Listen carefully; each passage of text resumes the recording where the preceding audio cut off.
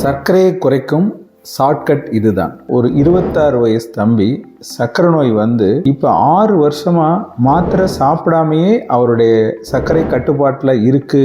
அது எப்படிங்கிறத இந்த வீடியோவில் சொல்ல போகிறேன். இந்த வீடியோவை நீங்கள் ஆரம்பத்துலேருந்து முடிவு வரைக்கும் ஸ்கிப் பண்ணாமல் பாருங்கள். அப்போ தான் நான் என்ன சொல்ல வர்றேன் அப்படிங்கிறது உங்களுக்கு புரியும். சர்க்கரை பற்றிய எனது அனுபவங்களை தொகுத்து நோய்களின் தாய் அப்படின்ற பெயரில் ஒரு புத்தகமாக எழுதியிருக்கேன். இந்த புத்தகம் உங்களுக்கு வேணும்னா இந்த வீடியோவில் தெரிகிற நம்பருக்கு நீங்கள் ஃபோன் பண்ணி கொரியர் மூலம் பெற்றுக்கொள்ளலாம். சர்க்கரை நோய்ங்கிறது எந்த வயசுலையும் வரலாம். பிறந்த குழந்தைக்கும் வரலாம், 100 வயசான ஐயாவுக்கும் வரலாம். இந்த பதிவில் நான் உங்கள்கிட்ட சொல்கிறது ஒரு 26 வயசு தம்பி வர்றப்பவே 437 சுகர். சர்க்கரைக்கான அறிகுறி, அதாவது நீர் அதிகமாக போகிறது, தண்ணி தாகம், நீர்ச்சத்து ரொம்ப குறைவாக இருந்து தான் எங்கள் மருத்துவமனை கூட்டிகிட்டு வந்தார். இப்போ அவருக்கு வயசு 31.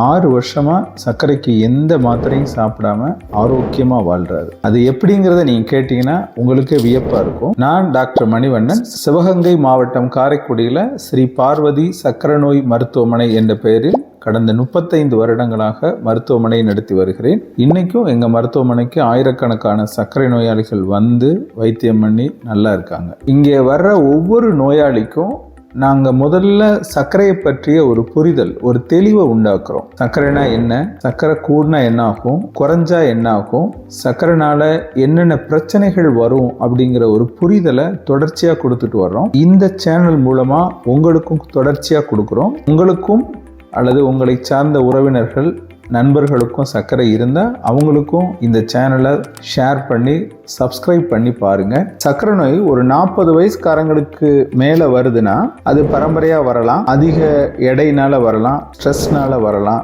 இன்னும் பிற காரணங்களாலையும் வரலாம். இது ஒரு இயல்பான விஷயம்தான். 40 வயசுக்காரங்களுக்கு மேலே என்னென்ன மாதிரி அறிகுறிகளோட வரலான்னா, அதிகமான தண்ணி தாகம், அதிகமாக நீர் போகிறது, காலில் நீண்ட காலம் மாறாத புண்ணு, சோர்வு, வேலை பார்க்கறதுல ஒரு நாட்டம் இல்லாத தன்மை, இதெல்லாம் சர்க்கரை நோயோட பொதுவான அறிகுறிகள். இப்போ நான் சொல்ற அந்த தம்பியோட வயசு 26. இதுக்கு பரம்பரையா அவங்க அம்மாவுக்கும் சர்க்கரை இல்லை, அப்பாவுக்கும் சர்க்கரை இல்லை, ஆனால் தாத்தாவுக்கு ஒருத்தருக்கு இருந்திருக்கு. ஆனால் இவன் அதிகமாக சிஸ்டம் ஒர்க் பண்ணுறாப்புல பயங்கர ஸ்ட்ரெயின், இதனால அவனுக்கு ஸ்ட்ரெஸ் அதிகமாகி அதனால் இவருக்கு சர்க்கரை வந்துருச்சு. அதிக தண்ணி தாகம், அதிகமாக நீர் போகிறது, இதெல்லாம் கொஞ்சம் இருந்தது.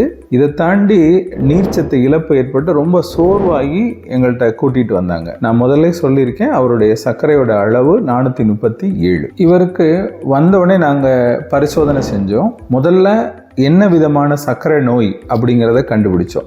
முதல்ல அவருக்கான பரிசோதனையில் டைப் 2 சர்க்கரை நோய் அப்படிங்கிறது தெரிய வந்துச்சு. இதில் டைப் 1னா என்ன, டைப் 2னா என்ன அப்படிங்கிறத பற்றி ஒரு சின்ன விளக்கம். டைப் 1 அப்படின்ற சர்க்கரை வியாதி வந்து பெரும்பாலும் இளம் வயசு உள்ளவங்களுக்கு தான் வரும். இவங்களுக்கு இன்சுலின் சுரப்பு இருக்கவே இருக்காது. இவங்க வாழ்நாள் முழுவதும் இன்சுலின் போட வேண்டி இருக்கும். டைப் 2 சர்க்கரை வியாதி வந்து இன்சுலின் சுரப்பு இருக்கும், ஆனால் போதுமான அளவுக்கு இருக்காது, அல்லது இன்சுலின் சுரக்கும், அது வந்து போதுமான அளவுக்கு வேலை செய்யாமல் போகும்.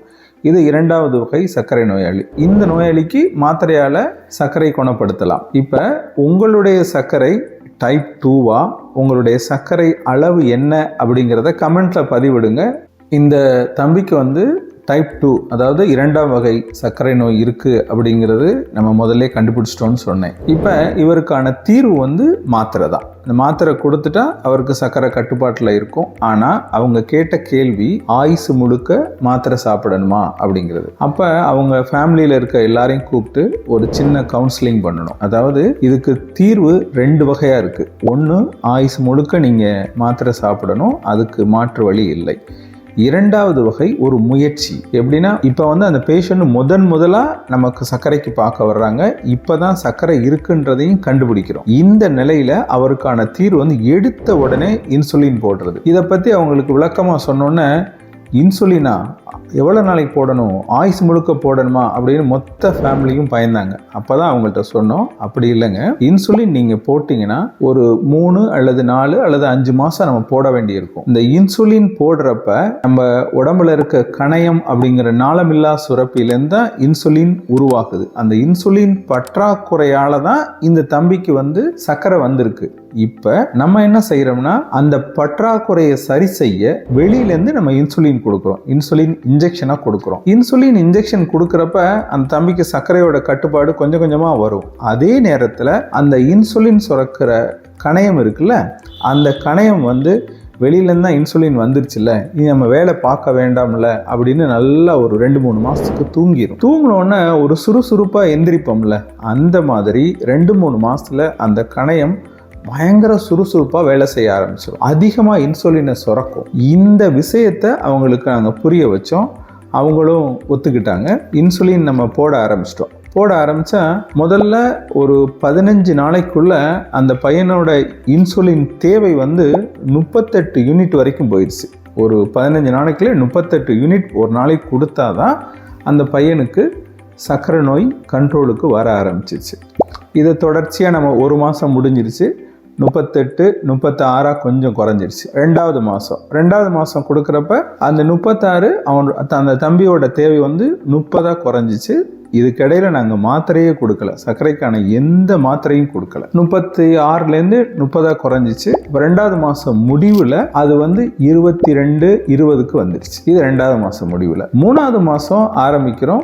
3வது மாதம் மிடில் அந்த தம்பியோட சர்க்கரையோட அளவு நார்மல், 10 யூனிட் இன்சுலின்லேயே வர ஆரம்பிச்சிருச்சு. 3வது மாதம் முடிகிறப்ப 6 யூனிட் போட்டாலே அந்த பையனுக்கு சர்க்கரை கண்ட்ரோலும் வந்து சர்க்கரை குறைஞ்சி மயக்கமும் வர ஆரம்பிச்சிருச்சு. ஆக இந்த 3 மாதத்துக்குள்ளே அவருடைய சர்க்கரையோட அளவு நல்லா குறைஞ்சி, இன்சுலினோட அளவும் கொஞ்சம் கொஞ்சமாக வெளியிலேருந்து கொடுக்குற இன்சுலினோட அளவு கொஞ்சம் கொஞ்சமாக குறைஞ்சி 4வது மாதம் ஆரம்பத்தில் இன்சுலின் இல்லாமையே வெளியிலேருந்து நம்ம இன்சுலின் போடாமையே அவருடைய சர்க்கரையோட அளவு நார்மல் ஆயிடுச்சு.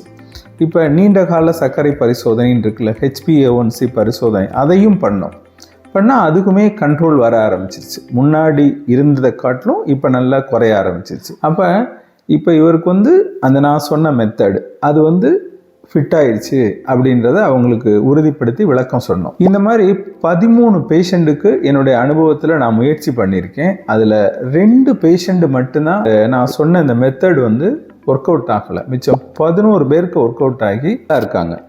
இந்த தம்பி இது நடந்து 6 வருஷம் ஆயிடுச்சு.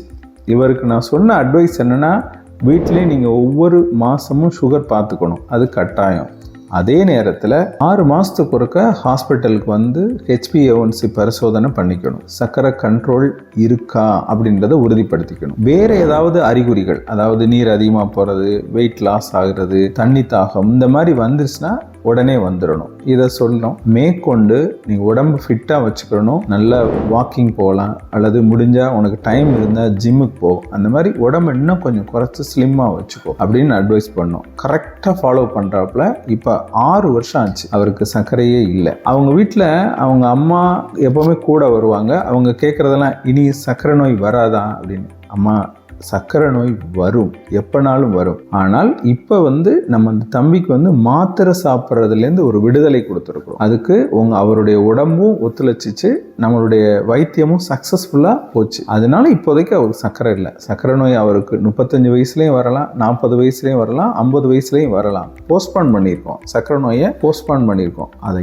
இன்னும் போஸ்ட்பான் பண்ணோன்னா தம்பி கரெக்டாக இருந்தால் அதை போஸ்ட்பான் ஆகும் அப்படிங்கிறத சொல்லி புரிய வச்சோம். இந்த கேஸில் மிக முக்கியமானது என்னென்னா, எல்லாருக்கும் இதை அப்ளை பண்ண முடியுமா அப்படின்னா அப்ளை பண்ண முடியாது. முதல்ல இதில் தெரிஞ்சுக்க வேண்டியது சின்ன வயசு, அது மிக முக்கியம். 2வது, சர்க்கரை நோய் வந்த உடனே வந்துட்டாங்க, எந்த மாத்திரையும் சாப்பிடாம, அதுதான் இதில் மிக முக்கியம். மாத்திரை சாப்பிடாம ஆரம்பத்திலே இளம் வயசு சர்க்கரை நோயாளி வந்தால் இந்த மாதிரி ஒரு முயற்சியை பண்ணி பார்க்கலாம். இது அறிவியல் பூர்வமாக நிரூபிக்கப்பட்ட உண்மை. சர்க்கரை நோய் குணமாகாது, இது தெரியாத வரை அப்படின்ற தலைப்பில் சர்க்கரை இருக்கிறவங்களுக்கு ரொம்ப ரொம்ப யூஸ்ஃபுல்லான ஒரு 10 பாயிண்ட்ஸை தர்றேன். ஃபர்ஸ்ட் கமெண்ட்டில் அதோட லிங்க் இருக்குது, தொட்டு பாருங்கள். உங்களுக்கு மேலும் விழிப்புணர்வு அந்த வீடியோ தரும்.